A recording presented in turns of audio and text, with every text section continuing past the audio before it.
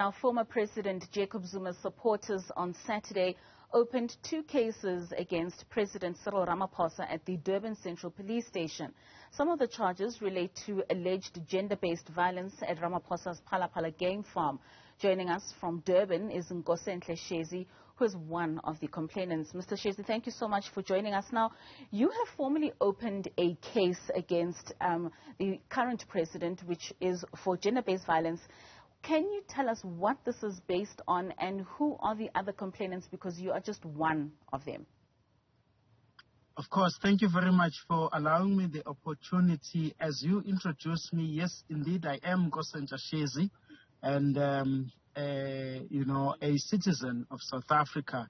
And in fact, that's how I would love to be introduced for this interview. In fact, as that's how I would like my action to be perceived, as that of an ordinary member of society who has information or heard that there is information that alleges that in a country where gender-based violence is so rife, the sitting president has indeed, according to the allegations that were laid bare by Comrade Arthur Fraser, committed gender-based violence in which his domestic worker was subjected to kidnapping, assault, torture, and illegal interrogation after certain money went missing in his farm, that he has since admitted that large sum of money in US dollars was in his farm, in Phala farm.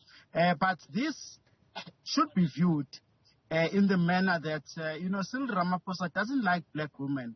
He doesn't take kind of black women who are in power, black women who are assertive. That's how she treated Nomtobo Jiba, advocates Busisiwe Mkhwebane, Mamzandile Gumede, the list goes on. What happened to Comrade Dudumieni at South African Airways and so forth. So we have a sitting president who does not respect the rights of women and who does not see himself to be a person who can coexist with independent women in this country. And we are saying it's about time that the people of South Africa put an end to this clear level of dictatorship, that Comrade Cyril Ramaphosa is displaying. Because I can ask you, why has the police minister been silent on this saga? Why haven't you heard Raymond Zondo, the Chief Justice, making a press briefing and telling us, allaying our fears that this case will not just be swept under the carpet? So it's about time that men and women of this country wake up, smell the coffee, and make sure that you get yourself ready if it means that you must assert your right as a citizen of this country to effect a citizen's arrest on Ramaphosa. You must do so because he's alleged to have committed serious crimes. So there's a number of issues that you're raising here, Mr. Shezi, and I mean, in one action you have opened a case of kidnapping and GBV, and what I want to know is there evidence, clear evidence, that suggests that those actions took place in order for you to go and open up this case? Because now you're mentioning all the other women and the accusations that you're making of the president against black women in leadership roles. Are we not muddying the waters here? No, I was just informing you. In fact, I was trying to portray a picture of the men who stand accused as per the allegations that are leveled against him. As whether the evidence is credible or not, let's leave that to the court processes. But what I'm saying is that we are facing a man who has evaded facing his day in court on a number of transgressions. That's how we must view Cyril Ramaphosa at the moment.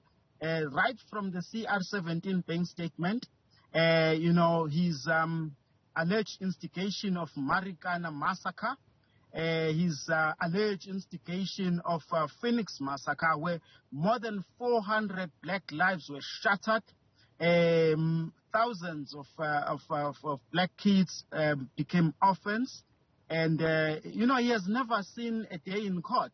And we suspect that the allegation that in CR17 bank statement there are judges, sitting judges who have been paid, that allegation seems so real, since there is nothing that is happening to the sitting president, even though he is fingered in so much corruption.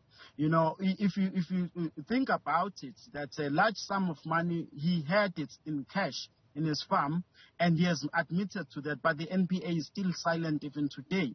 The police are still silent because he has admitted a wrongdoing.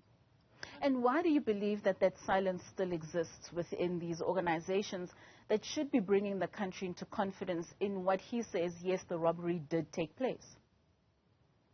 I think we are going through a very, very painful epoch in the history of our country as South Africans, a time when a man who can be said to have been elected democratically have managed to hold all the arms of government by his hand, you know, right from the police to the judiciary, right across the board. You know, the silence of human rights organization is just too loud. You know, the workers' right, domestic workers' rights were violated. You haven't heard a media statement neither from COSATU nor the fake South African Communist Party, who was supposed to be fighting for the liberation of the proletariat. Your Helen Suzman Foundation, your Save SA projects, they are silent, but there is overwhelming evidence or suspicion that the sitting president is doing corruption and has captured the arms of the state. Now, quickly, Mr. Shezi, others may view your actions as those of someone who has an agenda. You're openly a former President Jacob Zuma supporter. I believe you call yourself an RET champion. And if indeed these allegations against the current sitting president do have merit, do you not feel that this now just seems like a politicized battle as opposed to the crime that was actually committed?